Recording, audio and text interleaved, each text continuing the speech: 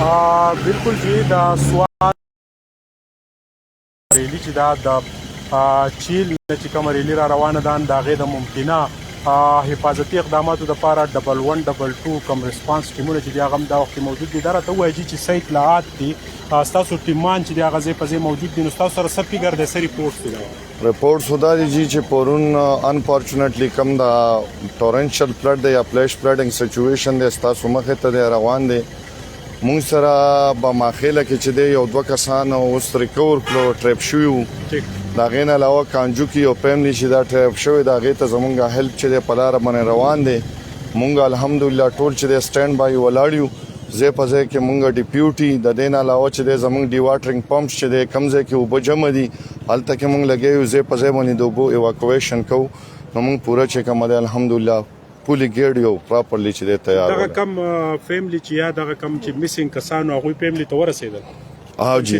جی ها دا راته ووایه چې دا وخت د سوات د سیند په غاړه په ګڼ تعداد خلک د سیلفیانو یا د تماشې په غرض ولاړ دي. ستاسو د طرفه څه انفارمیشن دي د خلکو ته؟ زمونږ دا دی چې سیلفیز لایف چې ډېر زیات پریشس دی او ډېر زیات قیمتي دی. مهرباني وکړئ د خپلې زندګۍ سره بالکل مه کېلاویږئ. د سیلفي د اخیستو ټایم هیڅ کله هم نه وي، خو دا چې کوم اوس انوانټډ سچویشن دی په دې کې خو بالکل نه دی، ځکه ستاسو زندګي ستاسو د فیملی دپاره د قوم دپاره زمونږ د ټولو دپاره ډېر عزیزه داسې نه چې ستاسو خوشحالۍ د نورو دپاره د غم ذریعه وګرځي. نو د دې نه ځان چې دی سټرکټلی اوایډ کړئ.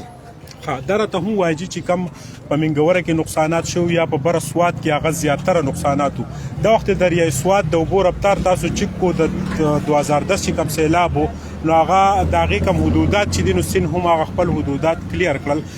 نو ستاسو څه اطلاع د موسم په حواله او موجوده کم صورتحال چې دی په حواله؟ موجوده خو ویدر فورکاسټینګ حالات ستاسو مخې ته دي، چونکې زمونږ یوازې بریکوټ کې دا حالات نه دي، یوازې تحصیل بریکوټ کې یا ویلی سوات کې اوورال د کنټري سچویشن څه کالی د نور نه چې دی اب نارمل دي. بارانونه ډېر زیات سیوا دي، خاص کر زمونږ بلوچستان سند زمونږ څومره بیلوډ سټیټ دی ټول د دې نوک اینډ کارنر د دې نه افیکټډ دي انکلوډینګ سوات. خو سوات کې چې کوم ټرنشل فلډینګ دی یا مطلب دا دی چې کوم فلیش فلډینګ دی یا تندر شاور چې کوم دی انفارچونیټلی کم پرون واقع شوی نو د هغه چې کوم دی زموږ ډېر زیات سیوا دي جی. دا راته وایي چې ستاسو کم کنټرول چې دی د بریکوټ سب ډویژن یا د پوره سوات هغه هم ایکټیو دی. 1122 چې دی ډایرکټ خپل موبایل نه میلاوهل دغه لږ پبلک ته کم خلک چې نه دي په هغوی ته دغه لږ ریسپانس چې ستاسو کم دی په هغې حواله راته ووایي. تحصیل لیول باندې زمونږ کنټرول روم نه وي، زمونږ مین کنټرول روم چې دی مین آفیس کې وي بابوزی کې دی جی. هغه 24/7 یا 7/24 24 غنټې د هفتې 7 ورځې چې کومه دی هغه ایکټیو وي. په هغې کې زمونږ سره پروفیشنل کمپیوټر اپریټرز وي کوم چې کومه دی خپل سروس په ډېر اسان طریقې سره ورکوي امیکیبلی.